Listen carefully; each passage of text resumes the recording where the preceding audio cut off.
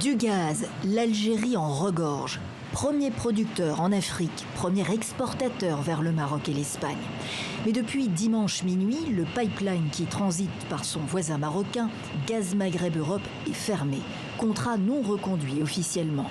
À l'usine Metragaz de Tanger, plus d'approvisionnement donc depuis hier. L'annonce était prévisible. C'est la suite logique du coup de froid diplomatique entre les deux meilleurs ennemis du Maghreb.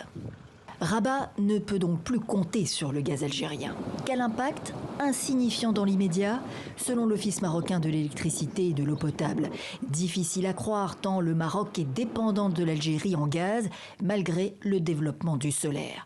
Le milliard de mètres cubes de gaz naturel algérien reçu en contrepartie du transit sur son territoire représentait 97% de ses besoins.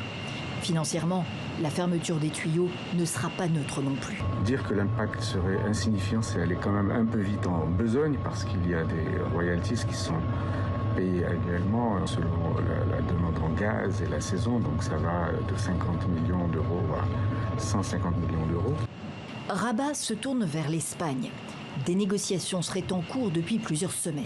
Il s'agit de récupérer le gaz algérien acheminé via un autre pipeline sous-marin, lui, Medgaz.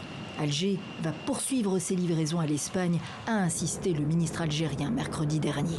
Seul hic, Medgaz est saturé en termes de capacité, 8 milliards de mètres cubes par an qui doivent être portés à 10 milliards après travaux.